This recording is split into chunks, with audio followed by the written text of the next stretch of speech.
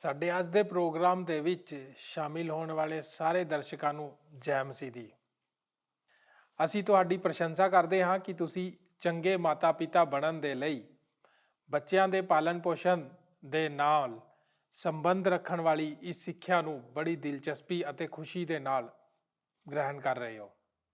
ਸਾਨੂੰ ਵਿਸ਼ਵਾਸ ਹੈ ਕਿ ਤੁਹਾਨੂੰ ਇਹ ਸਿੱਖਿਆ ਤੋਂ ਬਹੁਤ ਫਾਇਦਾ ਮਿਲਿਆ ਹੋਵੇਗਾ। ਅਸੀਂ ਆਪਣੇ ਪਿਛਲੇ ਪ੍ਰੋਗਰਾਮ ਦੇ ਵਿੱਚ ਬੱਚਿਆਂ ਸੰਬੰਧੀ ਉਹਨਾਂ ਗੱਲਾਂ ਨੂੰ ਦੇਖ ਰਹੇ ਸੀ ਜੋ ਸਾਨੂੰ ਜ਼ਿੰਮੇਵਾਰੀ ਦਾ ਅਹਿਸਾਸ ਕਰਵਾਉਂਦੀਆਂ ਹਨ। ਅਸੀਂ ਸਿੱਖਿਆ ਕਿ ਪਰਮੇਸ਼ਰ ਦੀ ਇੱਛਾ ਹੈ ਕਿ ਅਸੀਂ ਇਸ ਜ਼ਿੰਮੇਵਾਰੀ ਨੂੰ ਖੁਸ਼ੀ ਨਾਲ ਸਵੀਕਾਰ ਕਰੀਏ, ਕਿਉਂਕਿ ਬੱਚੇ ਪਰਮੇਸ਼ਰ ਵੱਲੋਂ ਦਿੱਤਾ ਗਿਆ ਸਭ ਤੋਂ ਅਨਮੋਲ ਵਰਦਾਨ ਹੈ। ਇਸ ਦੇ ਵਿੱਚ ਪਰਮੇਸ਼ਰ ਦੀ ਬਰਕਤ ਹੈ। ਅਸੀਂ ਬੱਚਿਆਂ ਨੂੰ ਪਿਆਰ ਕਰਨ ਦੇ 10 ਤਰੀਕਿਆਂ ਦੇ ਉੱਤੇ ਗੌਰ ਕੀਤਾ। ਸਾਨੂੰ ਉਮੀਦ ਹੈ ਕਿ ਤੁਹਾਨੂੰ ਇਹਨਾਂ ਤਰੀਕਿਆਂ ਤੋਂ ਲਾਭ ਮਿਲਿਆ ਹੋਵੇਗਾ।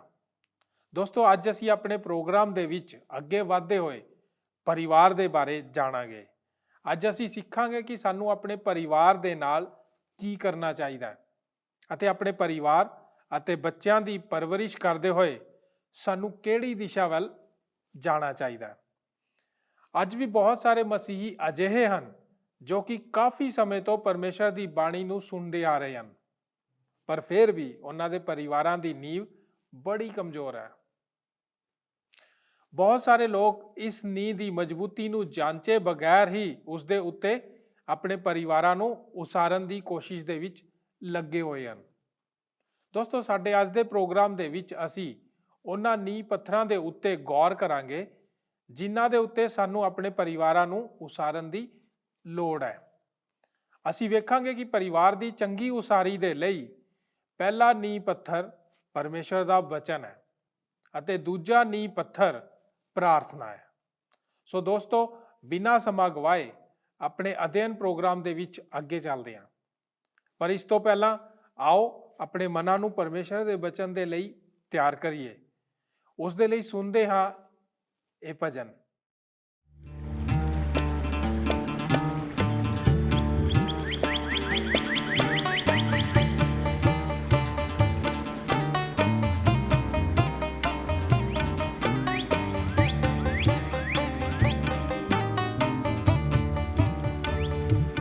ਅੱਖੀਆਂ ਚੁੱਕਣਾ ਹਾਂ ਮੈਂ ਵੱਲ ਪਹਾੜਾਂ, ਮਦਦ ਲਈ ਮੈਂ ਕਿਸ ਨੂੰ ਪੁਕਾਰਾਂ।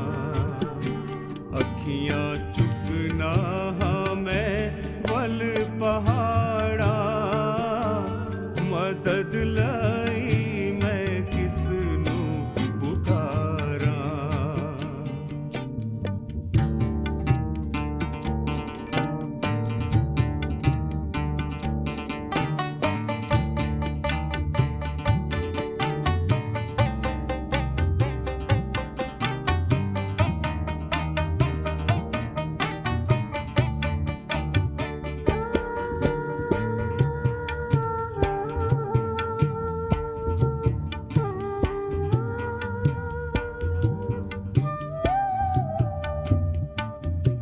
ਮੇਰੀ ਮਦਦ ਨੂੰ ਰੱਬ ਆਪ ਹੀ ਆਇਆ, ਮੇਰੀ ਮਦਦ ਨੂੰ ਰੱਬ ਆਪ ਹੀ ਆਇਆ, ਜਿਹਨੇ ਧਰਤੀ ਆਕਾਸ਼ ਬਣਾਇਆ।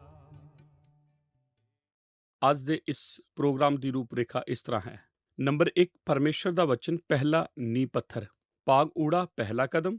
ਭਾਗ ਐੜਾ ਹਦਾਇਤਾਂ ਨਾਲ ਸੰਬੰਧਿਤ ਸਕਾਰਾਤਮਕ ਵਚਨ।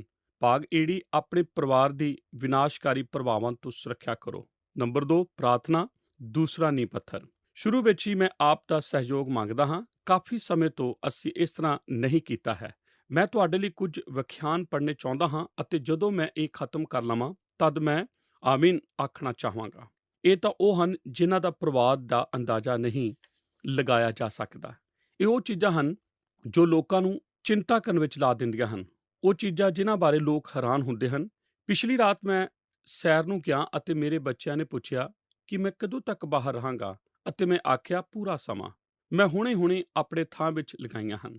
ਉਹ ਲੋਕ ਜੋ ਮੇਰੇ ਉੱਪਰ ਰਹਿੰਦੇ ਹਨ ਉਹ ਬਹੁਤ ਹੀ ਅਨਿਯੰਤਰਿਤ ਹਨ। ਪਿਛਲੀ ਰਾਤ ਮੈਂ ਇੱਕ ਖਾਲੀ ਟੇਪ ਪੂਰੀ ਆਵਾਜ਼ ਛੱਡ ਕੇ ਚਲਾਈ ਅਤੇ ਘਰ ਦੇ ਲਾਗੇ ਰਹਿੰਦੇ ਭੰਡ ਨੂੰ ਮੁਸ਼ਕਲ ਹੋ ਗਈ। ਇਹ ਹੋਰ ਕਿਉਂਕਿ ਰੌਸ਼ਨੀ ਆਵਾਜ਼ ਨਾਲੋਂ ਜ਼ਿਆਦਾ ਤੇਜ਼ ਚੱਲਦੀ ਹੈ। ਕਿ ਇਹ ਇਸ ਕਰਕੇ ਨਹੀਂ ਕਿ ਜਦੋਂ ਕੁਝ ਲੋਕਾਂ ਨੂੰ ਬੋਲਦੇ ਨਹੀਂ ਸੁਣ ਲੈਂਦੇ, ਉਸ ਤੋਂ ਪਹਿਲਾਂ ਉਹ ਚਮਕਦੇ ਵਿਖਾਈ ਦਿੰਦੇ ਹਨ। ਮੈਂ ਇਹਨਾਂ ਲਈ ਕੁਝ ਜ਼ਿਆਦਾ ਹੀ ਸਮਾਂ ਲੈ ਲਿਆ ਹੈ। ਇੱਕ ਹੋਰ ਅਜਿਹਾ ਕਿਉਂ ਹੈ ਕਿ ਨਿੰਬੂ ਦੇ ਰਸ ਵਿੱਚ ਜ਼ਿਆਦਾ ਕਰਕੇ ਬਨਾਵਟੀ ਚੀਜ਼ਾਂ ਸ਼ਾਮਲ ਹੁੰਦੀਆਂ ਹਨ, ਪਰ ਭਾਂਡੇ ਧੋਣ ਵਾਲੇ ਤਰਲ ਪਦਾਰਥ ਵਿੱਚ ਅਸਲੀ ਨਿੰਬੂ ਹੁੰਦੇ ਹਨ। ਕਿਸੇ ਮਨੁੱਖ ਨੂੰ ਦੱਸੋ ਕੁੱਲ ਮਿਲਾ ਕੇ 400 ਕਰੋੜ ਤਾਰੇ ਹਨ ਅਤੇ ਉਹ ਤੁਹਾਡੇ ਉੱਤੇ ਵਿਸ਼ਵਾਸ ਕਰ ਲਵੇਗਾ। ਉਸ ਨੂੰ ਕਹੋ ਇੱਕ ਬੈਂਚ ਦਾ ਪੇਂਟ ਗਿੱਲਾ ਹੈ ਅਤੇ ਉਹ ਉਸ ਨੂੰ ਛੂੰਹਦਾ ਹੈ।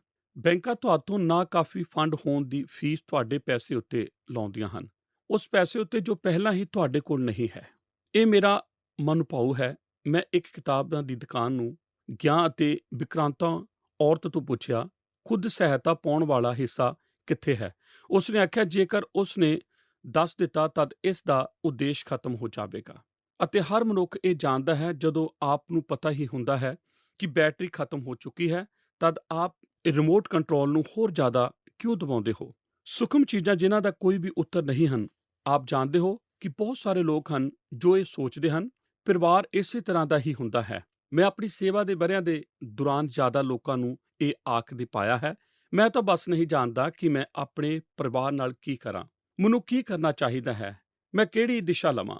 ਅਤੇ ਅਕਸਰ ਇਹਨਾਂ ਵਿੱਚੋਂ ਕਈ ਲੋਕ ਮਸੀਹੀ ਲੋਕ ਹੁੰਦੇ ਹਨ ਜੋ ਕਾਫੀ ਸਮੇਂ ਤੋਂ ਪਰਮੇਸ਼ਰ ਦੀ ਵਚਨ ਦੀਆਂ ਗੱਲਾਂ ਨੂੰ ਸੁਣਦੇ ਔਰ ਜਾਣਦੇ ਹਨ, ਪਰ ਉਹ ਖੋ ਚੁੱਕੇ ਹੁੰਦੇ ਹਨ ਅਤੇ ਉਹਨਾਂ ਨੇ ਸਭ ਤੋਂ ਪਹਿਲਾਂ ਇੱਕ ਮਜ਼ਬੂਤ ਪਰਿਵਾਰ ਨੂੰ ਨੀਂਹ ਤੋਂ ਬਿਨਾਂ ਜਾਂਚਿਆ ਉਸਾਰਨ ਦੀ ਕੋਸ਼ਿਸ਼ ਕੀਤੀ ਹੁੰਦੀ ਹੈ। ਅੱਜ ਮੈਂ ਸਾਨੂੰ ਸਾਰਿਆਂ ਨੂੰ ਇਹ ਯਾਦ ਕਰਾਉਣਾ ਚਾਹੁੰਦਾ ਹਾਂ ਕਿ ਪਰਿਵਾਰ ਪਰਮੇਸ਼ਰ ਦੇ ਵਿਚਾਰ, ਜੇਕਰ ਆਪ ਪਰਮੇਸ਼ਰ ਦੀ ਬਾਣੀ ਵਿੱਚ ਇਸ ਦੇ ਸਥਾਨ ਦੇ ਅਨੁਸਾਰ ਚੱਲੋ, ਤਦ ਪਰਿਵਾਰ ਸਾਰਿਆਂ ਲਈ ਇਹ ਬ੍ਰਹਿਮੰਡ ਵਿੱਚ ਪਰਮੇਸ਼ਰ ਦੇ ਪਹਿਲੇ ਮਹਾਨ ਵਿਚਾਰਾਂ ਵਿੱਚ ਇੱਕ ਹੈ। ਬਾਈਬਲ ਦੇ ਠੀਕ ਆਰੰਭ ਵਿੱਚ ਪਰਮੇਸ਼ਰ ਮਨੁੱਖ ਦੇ ਇਕੱਲੇ ਹੋਣ ਨੂੰ ਤੱਕ ਕੇ ਆਖਦਾ ਹੈ, ਮਨੁੱਖ ਲਈ ਇਕੱਲਾ ਹੋਣਾ ਚੰਗਾ ਨਹੀਂ।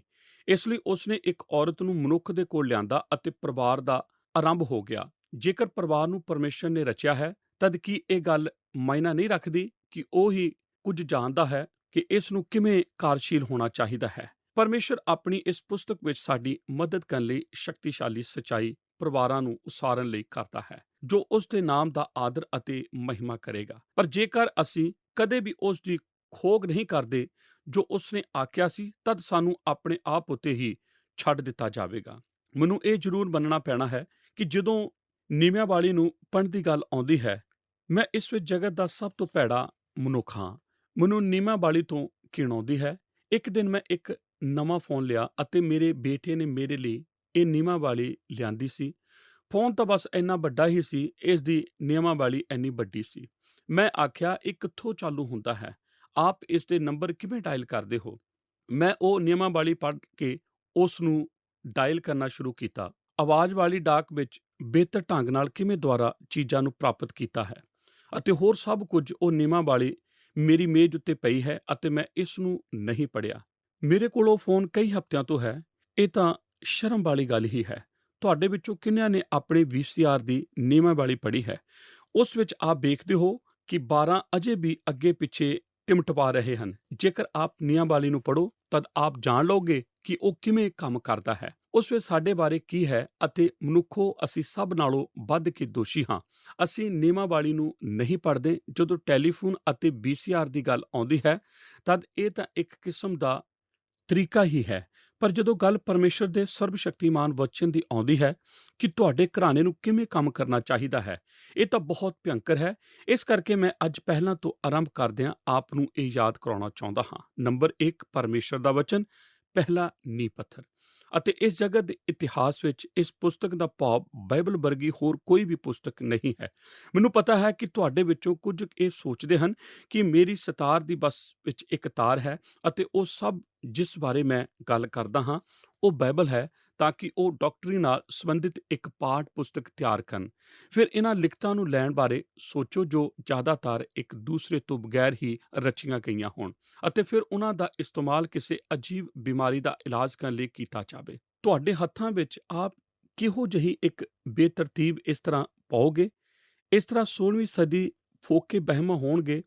ਜੁਦਾਈ ਟੁੱਟੇ ਪ੍ਰਾਚੀਨ ਜ਼ਮਾਨੇ ਦੇ ਅੰਧਕਾਰ ਦੀ ਸਾਰੀ ਮੂਰਖਤਾ ਜੋ ਆਧੁਨਿਕ ਵਿਗਿਆਨ ਦੀਆਂ ਖੋਜਾਂ ਅਤੇ ਕਾਢਾਂ ਦੇ ਨਾਲ ਹੋਵੇਗਾ।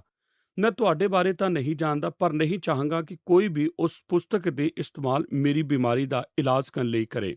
ਜੇਕਰ ਅਸੀਂ ਅੱਜ ਇਸ ਤਰ੍ਹਾਂ ਕਰਦੇ ਹੋਈਏ ਤਦ ਸਿਹਤ ਦੀ ਦੇਖਭਾਲ ਕਰਨ ਵਾਲੀ ਸਾਰੀ ਕੋਸ਼ਿਸ਼ ਜਿੰਨੀ ਮੁਸੀਬਤ ਵਿੱਚ ਅੱਜ ਹੈ, ਇਹ ਇਸ ਨਾਲੋਂ ਵੀ ਬਹੁਤ ਵੱਧ ਮੁਸੀਬਤ ਵਿੱਚ ਹੋਵੇਗੀ।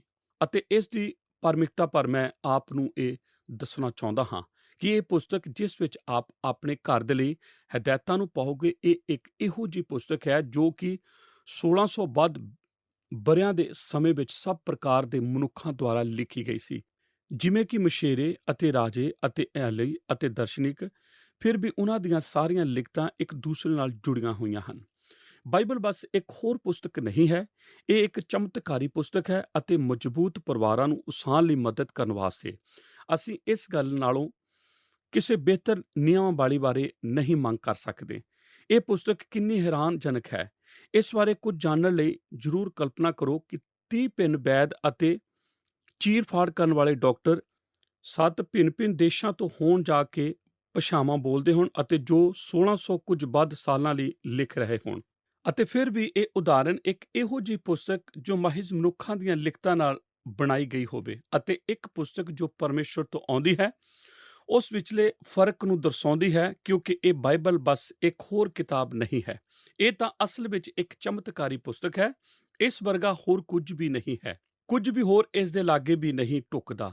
ਇਹ ਸਾਡੇ ਕੋਲ ਸਵਰਗ ਤੋਂ ਆਉਂਦੀ ਹੈ ਅਤੇ ਇਸ ਕਰਕੇ ਧਰਤੀ ਉੱਤੇ ਮਜ਼ਬੂਤ ਪਰਿਵਾਰਾਂ ਦੀ ਉਸਾਰੀ ਕਰਨ ਲਈ ਅਸੀਂ ਇਸ ਦੀ ਸਲਾਹ ਉੱਤੇ ਭਰੋਸਾ ਕਰ ਸਕਦੇ ਹਾਂ। ਮੈਂ ਵਿਸ਼ਵਾਸ ਕਰਦਾ ਹਾਂ ਕਿ ਬਾਈਬਲ ਦੇ ਇਸ ਚਮਤਕਾਰੀ ਸੁਭਾਅ ਨੇ ਪੌਲੁਸ ਦੇ ਮਨ ਨੂੰ ਭਰ ਦਿੱਤਾ ਸੀ, ਜਦੋਂ ਕਿ ਕਈ ਸਦੀਆਂ ਪਹਿਲਾਂ ਉਸ ਨੇ ਜਵਾਨ ਤਮੋਥੀਅਸ ਨੂੰ ਆਖਰੀ ਸਮਿਆਂ ਦੇ ਭਿਆਨਕ ਜ਼ਮਾਨੇ ਲਈ ਇੱਕ ਨੁਸਖਾ ਦੱਸਿਆ ਸੀ।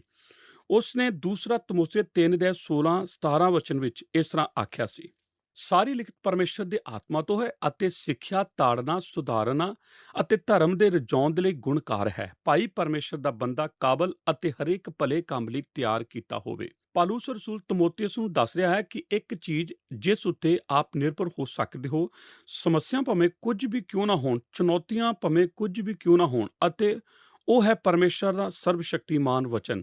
ਬਾਈਬਲ ਬਾਣੀ ਦੇ ਇਸ ਇੱਕੋ ਇੱਕ ਵਚਨ ਉੱਤੇ ਗੌਰ ਕਰੋ ਅਤੇ ਜੋ ਕੁਝ ਉਹ ਆਖਦਾ ਹੈ, ਅਤੇ ਜੇਕਰ ਸਾਡੇ ਕੋਲ ਗੌਰ ਕਰਨ ਲਈ ਹੋਰ ਕੋਈ ਵਚਨ ਨਾ ਹੁੰਦਾ ਅਤੇ ਸਾਡੇ ਕੋਲ ਅੱਜ ਹੋਰ ਬਹੁਤ ਸਾਰੇ ਵਚਨ ਹਨ, ਤਾਂ ਸੋਚੋ ਕਿ ਪਰਿਵਾਰਾਂ ਦੇ ਲਈ ਇਸ ਐਤ ਦਾ ਕੀ ਅਰਥ ਹੋਵੇਗਾ ਜੇਕਰ ਉਹ ਆਪਣੀਆਂ ਬਾਹਾਂ ਨੂੰ ਬਸ ਇਸ ਦੇ ਆਲੇ ਦੁਆਲੇ ਪਸਾਰ ਸਕਣ।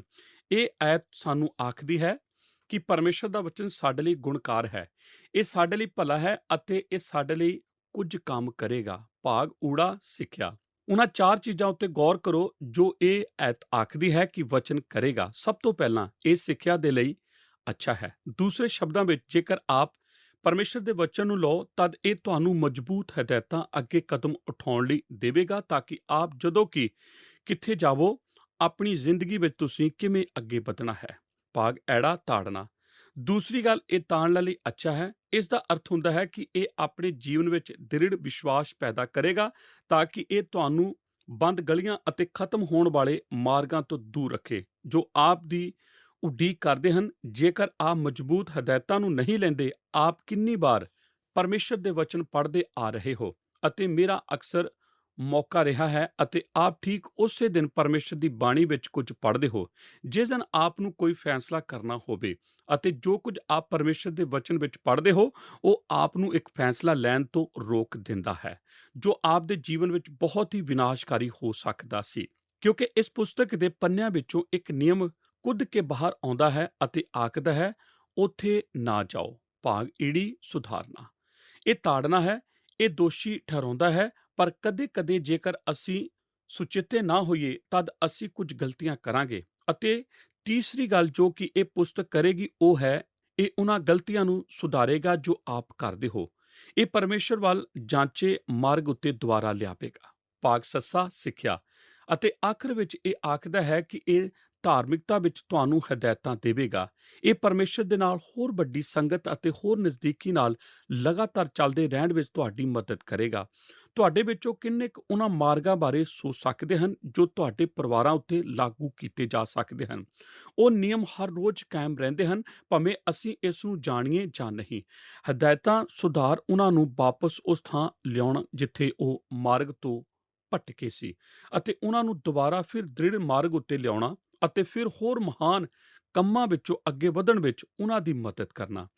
ਇਹ ਮਾਪਿਆਂ ਦਾ ਕਾਰਜ ਕਰਨ ਦਾ ਚੱਕਰ ਹੈ ਜੋ ਬਹੁਤ ਹੀ ਛੋਟੀ ਉਮਰ ਤੋਂ ਸ਼ੁਰੂ ਹੁੰਦਾ ਹੈ, ਅਤੇ ਬਾਈਬਲ ਇਸ ਦੇ ਸਰੋਤ ਹੈ। ਇਹੋ ਹੀ ਹੈ ਜੋ ਪਰਮੇਸ਼ਰ ਦਾ ਵਚਨ ਸਾਨੂੰ ਦੱਸਦਾ ਹੈ।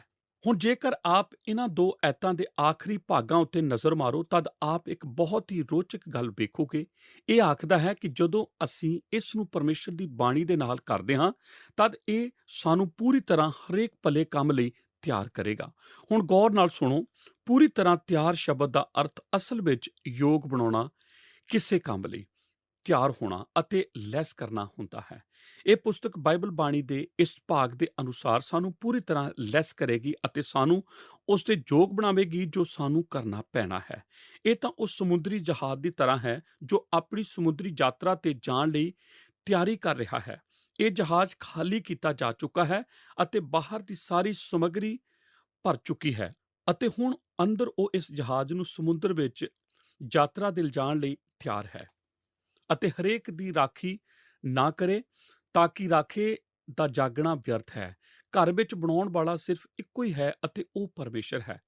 ਪਰਮੇਸ਼ਰ ਜਿਸ ਨੇ ਘਰ ਦੀ ਕਾਢ ਕੱਢੀ ਸੀ, ਉਹ ਘਰ ਦਾ ਮੋਢੀ ਹੋਣ ਦੀ ਖੁਆਇਸ਼ ਰੱਖਦਾ ਹੈ, ਅਤੇ ਜਦੋਂ ਤੱਕ ਅਸੀਂ ਪਰਮੇਸ਼ਰ ਨੂੰ ਇਸ ਦੇ ਠੀਕ ਕੇਂਦਰ ਵਿੱਚ ਨਹੀਂ ਰੱਖਦੇ, ਤਦ ਹਰ ਕੋਸ਼ਿਸ਼ ਜੋ ਸਾਨੂੰ ਪਰਿਵਾਰਿਕ ਜੀਵਨ ਨੂੰ ਉਹ ਬਣਾਉਣ ਲਈ ਕਰਨੀ ਪੈਣੀ ਹੈ, ਜੋ ਅਸੀਂ ਇਸ ਦੇ ਹੋਣ ਦੀ ਖੁਆਇਸ਼ ਕਰਦੇ ਹਾਂ, ਉਹ ਕਿਸੇ ਕਿਸਮ ਦੀ ਨਿਰਾਸ਼ਾ ਵਿੱਚ ਜਾਂਦੀ ਰਹੇਗੀ।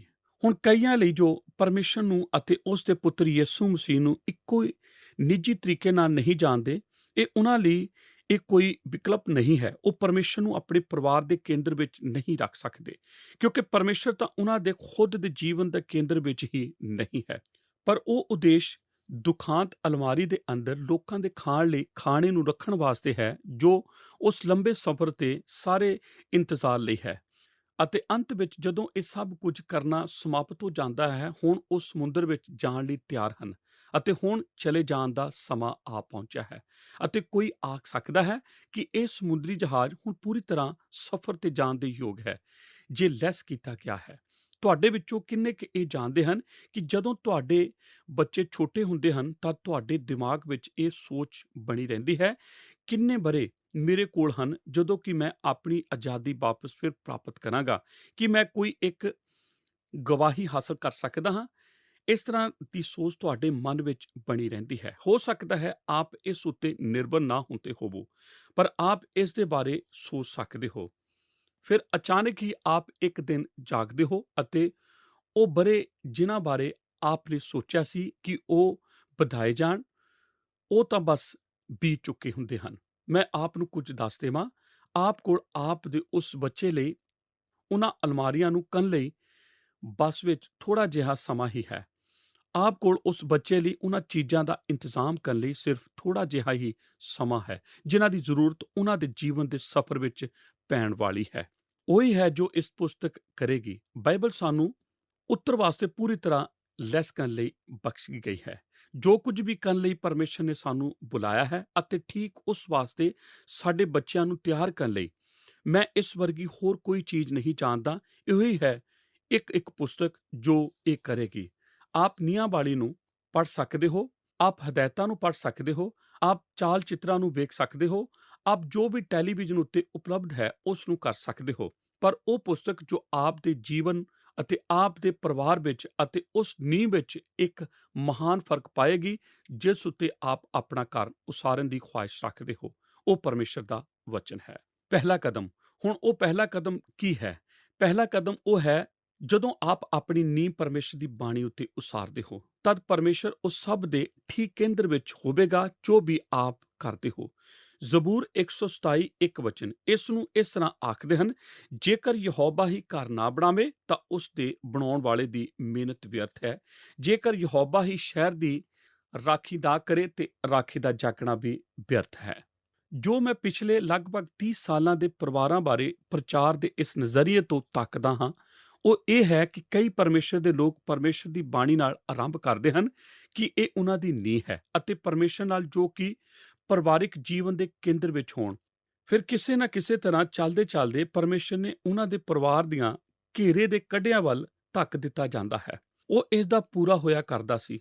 ਹੁਣ ਉਹ ਇਸ ਦੀਆਂ ਤਾਰਾਂ ਵਿੱਚੋਂ ਇੱਕ ਹੈ ਅਤੇ ਉਹ ਇਸ ਨੂੰ ਆਪਣੀ ਸੌਖ ਦੇ ਮੁਤਾਬਕ ਉਹਨਾਂ ਦੀਆਂ ਸਾਰੀਆਂ ਹੋਰ ਪਸੰਦਾਂ ਦੇ ਨਾਲ ਜੋੜਦੇ ਹਨ ਅਤੇ ਉਹਨਾਂ ਦਾ ਪਰਿਵਾਰਿਕ ਗਿਆਨ ਬਦਲ ਜਾਂਦਾ ਹੈ ਅਤੇ ਇਹ ਘੁਮਾਇਆ ਜਾਂਦਾ ਹੈ ਅਤੇ ਉਹ ਫਿਰ ਇਹ ਨਹੀਂ ਸਮਝਦੇ ਕੀ ਗਲਤੀ ਹੈ ਅਤੇ ਫਿਰ ਅਚਾਨਕ ਹੀ ਉਹ ਬੱਚੇ ਜੋ ਉਸ ਪਰਿਵਾਰ ਵਿੱਚ ਵੱਧ ਰਹੇ ਹੁੰਦੇ ਹਨ, ਉਹ ਉਹਨਾਂ ਤਰੰਗਾਂ ਨੂੰ ਪਕੜਨਾ ਆਰੰਭ ਕਰ ਦਿੰਦੇ ਹਨ ਕਿ ਪਰਮੇਸ਼ਰ ਕੇਂਦਰ ਵਿੱਚ ਨਹੀਂ।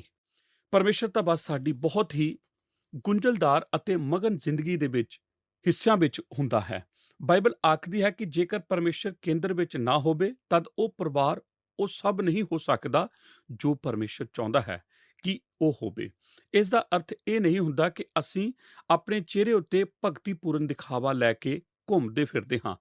ਜਦੋਂ ਸਾਨੂੰ ਕੋਈ ਫੈਸਲਾ ਕਰਨਾ ਪਵੇ ਤਦ ਅਸੀਂ ਉਸ ਫੈਸਲੇ ਨੂੰ ਅਪੀਲ ਵਿੱਚ ਪਰਮੇਸ਼ਰ ਕੋਲ ਕਰਦੇ ਹਾਂ। ਅਸੀਂ ਪਰਮੇਸ਼ਰ ਨੂੰ ਕੇਂਦਰ ਵਿੱਚ ਰੱਖਦੇ ਹਾਂ ਅਤੇ ਜਦੋਂ ਪਰਮੇਸ਼ਰ ਕੇਂਦਰ ਵਿੱਚ ਹੋਵੇ ਪਰ ਪਰਿਵਾਰ ਉਸ ਤਰੀਕੇ ਨਾਲ ਕਾਰਜ ਕਰਨਾ ਆਰੰਭ ਕਰਦਾ ਹੈ ਜਿਸ ਤਰ੍ਹਾਂ ਇਸ ਨੂੰ ਅਸੀਂ ਕਾਰਜ ਕਰਨਾ ਪਸੰਦ ਕਰਦੇ ਹਾਂ। ਜੇਕਰ ਯਹੋਵਾ ਹੀ ਘਰ ਨਾ ਬਣਾਏ ਤਾਂ ਉਸ ਦੇ ਬਣਾਉਣ ਵਾਲੇ ਦੀ ਮਿਹਨਤ ਵਿਅਰਥ ਹੈ। ਐੜਾ ਹਦਾਇਤਾਂ ਦਾ ਇੱਕ ਸਰਮਾਤਿਕ ਵਚਨ। ਹੁਣ ਪਰਮੇਸ਼ਰ ਇੱਕ ਘਰ ਨੂੰ ਕਿਵੇਂ ਬਣਾਉਂਦਾ ਹੈ? ਮੈਂ ਆਪ ਨੂੰ ਇੱਕ ਉਦਾਹਰਨ ਕਹੌਤਾਂ ਵਿੱਚੋਂ ਪਰਿਵਾਰ ਨਾਲ ਸੰਬੰਧਿਤ ਇੱਕ ਬਹੁਤ ਹੀ ਪ੍ਰਸਿੱਧ ਐਤ ਤੋਂ ਦਿੰਦਾ ਹਾਂ। ਮੈਂ ਇਸ ਨੂੰ ਇਸ ਅਸਲੀਅਤ ਦੇ ਬਾਵਜੂਦ ਚੁਣਿਆ ਹੈ ਕਿ ਇਸ ਨੂੰ ਅਕਸਰ ਗਲਤ ਸਮਝਿਆ ਜਾਂਦਾ ਹੈ। ਮੇਰੇ ਅੰਦਾਜ਼ੇ ਮੁਤਾਬਕ ਗਲਤ ਸਿੱਖਿਆਵਾਂ ਜਾਂਦਾ ਹੈ। ਤੁਹਾਡੇ ਵਿੱਚੋਂ ਕਿੰਨੇ ਕੁ ਕਹੌਤਾਂ 22:6 ਨੂੰ ਜਾਣਦੇ ਹਨ? ਆਓ ਅਸੀਂ ਮਿਲ ਕੇ ਇਸ ਨੂੰ ਉੱਚੀ ਆਵਾਜ਼ ਵਿੱਚ ਪੜ੍ਹੀਏ। ਬਾਲਕ ਨੂੰ ਉਹਦਾ ਠੀਕ ਰਾਹ ਸਿਖਲਾ ਤੇ ਉਹ ਵੱਡਾ ਹੋ ਕੇ ਵੀ ਉਸ ਤੋਂ ਕਦੀ ਨਾ ਹਟੇਗਾ। ਮੈਨੂੰ ਇਹ ਮੰਨਣਾ ਪੈਣਾ ਹੈ ਕਿ ਕਈ ਸਾਲਾਂ ਲਈ ਇਸ ਐਤ ਨੇ ਮੇਰੇ ਲਈ ਕੋਈ ਮਹਾਨ ਦਿਲਾਸਾ ਨਹੀਂ ਸੀ ਦਿੱਤਾ। ਇਹ ਤਾਂ ਇਸ ਤਰ੍ਹਾਂ ਜਾਪਦਾ ਹੈ ਜਿਵੇਂ ਕਿ ਇਹ ਵਚਨ ਜੋ ਸਿਖਾ ਰਿਹਾ ਹੈ ਉਹ ਇਹ ਹੈ ਕਿ ਤੁਸੀਂ ਜ਼ਿੰਦਗੀ ਭਰ ਆਪਣੇ ਬੱਚਿਆਂ ਨਾਲ ਸਤੰਪ ਵਿੱਚ ਹੀ ਗੁਜ਼ਰਦੇ ਰਹੋ। ਜਦੋਂ ਆਪ ਕਬਰ ਵਿੱਚ ਜਾਣ ਹੀ ਵਾਲੇ ਹੋਵੋ ਤਦ ਉਹ ਕੁਝ ਸਮੇਂ ਲਈ ਵਾਪਸ ਨੇਚਾ ਵਿੱਚ ਆ ਜਾਵੇ ਅਤੇ ਫਿਰ ਤੁਹਾਡੇ ਕੋਲ ਬਸ 5 ਜਾਂ 6 ਦਿਨ ਬਾਕੀ ਹੁੰਦੇ ਹਨ ਅਤੇ ਫਿਰ ਇਹ ਖਤਮ ਹੋ ਜਾਂਦਾ ਹੈ। ਬਾਲਕ ਨੂੰ ਉਹਦਾ ਠੀਕ ਰਾਹ ਸਿਖਲਾ ਅਤੇ ਜਦੋਂ ਉਹ ਬੁੱਢਾ ਹੋ ਜਾਵੇ ਤਦ ਆਪ ਅਜੇ ਵੀ ਉਸ ਨਾਲੋਂ ਵੱਡੇ ਹੀ ਹੋਵੋਗੇ। ਮੈਂ ਲੋਕਾਂ ਨੂੰ ਇਸ ਦਾ ਹਵਾਲਾ ਦਿੰਦਿਆਂ ਸੁਣਿਆ ਹੈ ਅਤੇ ਅਕਸਰ ਉਹ ਇਸ ਦਾ ਇਸਤੇਮਾਲ ਇਸ ਤਰ੍ਹਾਂ ਕਰਦੇ ਹਨ। ਮੇਰਾ ਬੱਚਾ ਇੱਕ ਕੁਰਾਹੇ ਪੈ ਗਿਆ ਹੈ। ਸਾਡੇ ਨਾਲ ਸਭ ਠੀਕ ਠਾਕ ਚੱਲ ਰਿਹਾ ਸੀ ਅਤੇ ਸਭ ਕੁਝ ਠੀਕ ਹੋ ਰਿਹਾ ਸੀ। ਫਿਰ ਅਚਾਨਕ ਹੀ ਉਹ ਕਾਲਜ ਨੂੰ ਚਲਾ ਗਿਆ ਅਤੇ ਉਹ ਦੱਖਣ ਨੂੰ ਚਲਾ ਗਿਆ। ਪਰ ਪਾਸਵਾਨ ਜੀ, ਤੁਸੀਂ ਜਾਣਦੇ ਹੋ ਕਿ ਫਿਰ ਕੀ ਹੋਇਆ? ਮੈਨੂੰ ਕੋਈ ਚਿੰਤਾ ਨਹੀਂ ਕਿਉਂਕਿ ਬਾਈਬਲ ਆਖਦੀ ਹੈ ਬਾਲਕ ਨੂੰ ਉਹਦਾ ਠੀਕ ਰਾਹ ਸਿਖਲਾ ਤੇ ਉਹ ਵੱਡੇ ਹੋ ਕੇ ਵੀ ਉਸ ਤੋਂ ਕਦੇ ਨਹੀਂ ਹਟੇਗਾ ਅਤੇ ਉਹ ਬਸ ਇਸੇ ਆਸ ਨਾਲ ਜਿਉਂਦੇ ਹਨ ਕਿ ਇੱਕ ਦਿਨ ਉਹ ਬੱਚਾ ਵਾਪਸ ਆਉਣ ਜਾ ਰਿਹਾ ਹੈ ਅਤੇ ਕਈ ਵਾਰ ਉਹ ਆ ਜਾਂਦਾ ਹੈ। ਪ੍ਰਭੂ ਦੇ ਨਾਮ ਦੀ ਵਡਿਆਈ ਹੋਵੇ ਜਦੋਂ ਉਹ ਇਸ ਤਰ੍ਹਾਂ ਕਰਦਾ ਹੈ। ਪਰ ਆਪ ਗੌਰ ਕਰੋ ਕਿ ਇਹ ਇਸ ਐਤ ਦਾ ਨਿਚੋੜ ਨਹੀਂ ਹੈ। ਇਹ ਐਤ ਦੋ ਗੱਲਾਂ ਤੋਂ ਆਖਦੀ ਹੈ। ਸਭ ਤੋਂ ਪਹਿਲਾਂ ਇਹ ਸਿਖਲਾਈ ਬਾਰੇ ਕੁਝ ਆਖਦੀ ਹੈ ਅਤੇ ਜਿੱਥੇ ਇਸ ਨੂੰ ਅਕਸਰ ਗਲਤ ਸਮਝਿਆ ਜਾਂਦਾ ਹੈ ਉਹ ਹੈ ਇਹ ਆਖਦੀ ਹੈ ਬਾਲਕ ਨੂੰ ਉਹਦਾ ਠੀਕ ਰਾਹ ਸਿਖਲਾ। ਅਤੇ ਕੀ ਆਪ ਜਾਣਦੇ ਹੋ ਕਿ ਜ਼ਿਆਦਾਤਰ ਲੋਕ ਕੀ ਆਖਦੇ ਹਨ ਜਦੋਂ ਉਹ ਇਸ ਨੂੰ ਸੁਣਦੇ ਹਨ? ਉਹ ਇੱਕ ਫੌਜੀ ਸ਼ੈਲੀ ਵਿੱਚ ਆ ਜੁੜਦੇ ਹਨ। ਉਸ ਨੂੰ ਸਿਖਲਾ, ਉਸ ਨੂੰ ਕਮਾਂਡੋ ਦੀ ਸਿਖਲਾਈ ਦੇ। ਮੈਂ ਇਹਨਾਂ ਬੱਚਿਆਂ ਨੂੰ ਠੀਕ ਕਰਨ ਜਾ ਰਿਹਾ ਹਾਂ। ਜੇਕਰ ਇਹ ਮੈਨੂੰ ਅਤੇ ਉਹਨਾਂ ਦੋਹਾਂ ਨੂੰ ਮਾਰਨ ਜਾ ਰਿਹਾ ਹੈ, ਉਹ ਇੱਕ ਕਠੋਰ ਫੌਜੀਆਂ ਵਾਲੀ ਸਟਾਈਨ ਤਿਆਰ ਕਰਦੇ ਹਨ। ਆਪ ਕੀ ਕਰ ਰਹੇ ਹੋ? ਮੈਂ ਬੱਚਿਆਂ ਨੂੰ ਸਿਖਲਾ ਰਿਹਾ ਹਾਂ। ਸ਼੍ਰੀਮਾਨ ਜੀ, ਕਹੌਤਾਂ 22:6 ਵਚਨ ਇਸ ਵਿੱਚ ਇਸ ਐਤ ਦੇ ਅਰਥ ਤੋਂ ਕੁਝ ਵੀ ਪਰੇ ਨਹੀਂ ਹੋ ਸਕਦਾ। ਸਿਖਲਾ ਸ਼ਬਦ ਇੱਕ ਇਹੋ ਜਿਹਾ ਸ਼ਬਦ ਹੈ ਜੋ ਉਸ ਅਭਿਆਸ ਤੋਂ ਨਿਕਲਿਆ ਸੀ ਜੋ ਦਇਆ ਇਸਤੇਮਾਲ ਕਰਦੀਆਂ ਸਨ। ਇਸ ਤਰ੍ਹਾਂ ਦਾ ਹੁੰਦਾ ਸੀ ਕਿ ਜਦੋਂ ਕੋਈ ਬੱਚਾ ਠੀਕ ਤਰ੍ਹਾਂ ਨਾਲ ਨਹੀਂ ਸੀ ਖਾਂਦਾ, ਜਦੋਂ ਕੋਈ ਬੱਚਾ ਦੁੱਧ ਨਹੀਂ ਸੀ ਚੁੰਘਦਾ ਤਦ ਉਹ ਖਜੂਰਾਂ ਲੈਂਦੀਆਂ ਸਨ ਅਤੇ ਖਜੂਰਾਂ ਨੂੰ ਬੱਚੇ ਦੇ ਮੂੰਹ ਦੇ ਤਾਲੂ ਉੱਤੇ ਰੱਖ ਦਿੰਦੀਆਂ ਸਨ ਅਤੇ ਉਹਨਾਂ ਖਜੂਰਾਂ ਨੂੰ ਮੂੰਹ ਦੇ ਅੰਦਰ ਰਗੜਨਾ ਦੁੱਧ ਦੇ ਚੁੰਘਣ ਦੇ ਕੰਮ ਨੂੰ ਸ਼ੁਰੂ ਕਰਦਾ ਸੀ। ਇਸ ਤਰ੍ਹਾਂ ਛੋਟੇ ਬੱਚੇ ਨੂੰ ਖੁਆਇਆ ਜਾ ਸਕਦਾ ਸੀ। ਅਸਲ ਵਿੱਚ ਜੋ ਕਹਾਵਤਾਂ ਦਾ ਲੇਖਕ ਜੋ ਆਖ ਰਿਹਾ ਹੈ ਉਹ ਇਹ ਹੈ ਕਿ ਜਦੋਂ ਅਸੀਂ ਆਪਣੇ ਬੱਚੇ ਨੂੰ ਸਿਖਲਾਈ ਦਿੰਦੇ ਹਾਂ ਤਦ ਅਸੀਂ ਜੋ ਕਰਦੇ ਹਾਂ ਉਹ ਇਹ ਹੈ, ਅਸੀਂ ਉਹਨਾਂ ਦੇ ਅੰਦਰ ਪਰਮੇਸ਼ਰ ਦੇ ਕਾਰਜ ਕਰਨ ਲਈ ਪਿਆਸ ਪੈਦਾ ਕਰਦੇ ਹਾਂ। ਅਸੀਂ ਉਹਨਾਂ ਦੇ ਅੰਦਰ ਪਰਮੇਸ਼ਰ ਨੂੰ ਜਾਣਨ ਦੀ ਖੁਆਇਸ਼ ਪੈਦਾ ਕਰਦੇ ਹਾਂ। ਅਸੀਂ ਉਹਨਾਂ ਨੂੰ ਪਰਮੇਸ਼ਰ ਦੇ ਬਾਰੇ ਉਤੇਜਿਤ ਕਰਦੇ ਹਾਂ। ਜਗਤ ਵਿੱਚ ਸਭ ਤੋਂ ਵੱਧ ਮਜ਼ੇ ਵਾਲੀ ਚੀਜ਼ ਆਪ ਮੈਨੂੰ ਕੋਈ ਵੀ ਬੱਚਾ ਵਿਖਾਓ ਜਿਸ ਨੂੰ ਫੌਜੀ ਤਰੀਕੇ ਨਾਲ ਪਾਲਿਆ ਪੋਸ਼ਿਆ ਗਿਆ ਹੋਵੇ। ਪਿਆਰੇ ਦਰਸ਼ਕੋ, ਤੁਹਾਡਾ ਸਾਰਿਆਂ ਦਾ ਬਹੁਤ-ਬਹੁਤ ਧੰਨਵਾਦ ਕਿ ਤੁਸੀਂ ਸਾਡੇ ਨਾਲ ਇਸ ਪ੍ਰੋਗਰਾਮ ਦੇ ਵਿੱਚ ਅਖੀਰ ਤੱਕ ਬਣੇ ਰਹੇ। ਅੱਜ ਅਸੀਂ ਬਾਈਬਲ ਅਧਿਐਨ ਪ੍ਰੋਗਰਾਮ ਦੇ ਵਿੱਚ ਪਰਿਵਾਰ ਦੇ ਬਾਰੇ ਵਿਸਥਾਰ ਦੇ ਨਾਲ ਚਰਚਾ ਕਰ ਰਹੇ ਸੀ।